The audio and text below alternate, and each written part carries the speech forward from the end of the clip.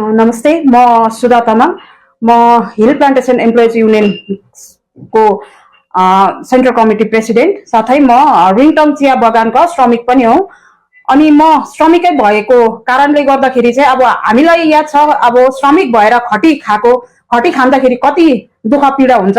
यसै कारणले गर्दाखेरि अब हामी सबैलाई भन्न चाहन्छु, प्रत्येक अब यहाँ हाम्रो दार्जिलिङ तराई डुवर्समा प्राय बगानमा हाम्रो यो पीएफ को समस्या छ।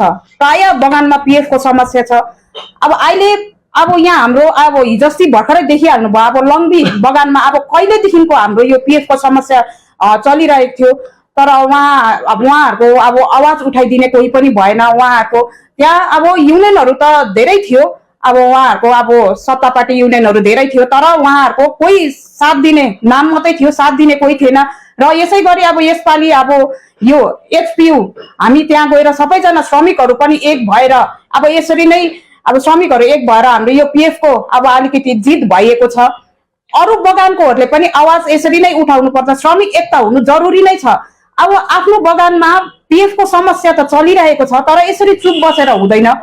अब धेरै धेरै बगानमा अब यस्तो भइरहेको छ, कतिजनालाई अब ग्रेजुटी राख्छ, तर उहाँको पीएफ समयमा पाउँदैन, ग्रेजुटी छैन, के मिलेन कसो मिलेन, उहाँहरूलाई अब रिटायर राख्ने बेलासम्म पनि उहाँहरूको अब के मिलेको छैन, कसो मिलेको छैन। प्रत्येक बगानले राम्रोसँगले त्यो सबै हेरेर चाहिँ सबै राम्रोसँगले हेरेर उहाँलाई रिटायर राख्नुपर्ने, तर उहाँहरू रिटायरको समय आउँछ, उहाँहरू रिटायर भनिदिन्छ, तर उहाँहरूको के मिलेको छैन, कसो मिलेको छैन। उहाँहरूको पीएफमा अब पीएफ पाउनमा के को झमेला भइरहेको छ, त्योहरू केही पनि ठिकसँगले दिँदैन अहिले। त्यही कारण म सबैलाई भन्न चाहन्छु, प्रत्येक बगानको वर्करहरू रिटायर हुँदाखेरि चाहिँ उहाँ वर्करको चाहिँ केमा चाहिँ मिलेको छैन र उहाँको पीएफ को पाउनुमा अलिकति समस्या भइरहेको छ, त्यो चाहिँ पहिला सबै हेरिदिनु पर्ने हो।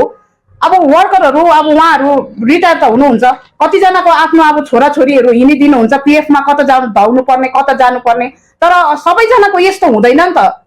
कतिजनाको हुन्छ आफ्नो छोराछोरी साथमा हुँदैन, उहाँहरूले कसरी खोजोस्, कहाँबाट खोजोस्, हौ त्यस्तो हुन्छ। अब बगानमा कतिवटा बगानमा अब पीएफ काट्दैछ, तर आफ्नो खातामा पसेको छ पसेको छैन, कतिलाई याद छैन।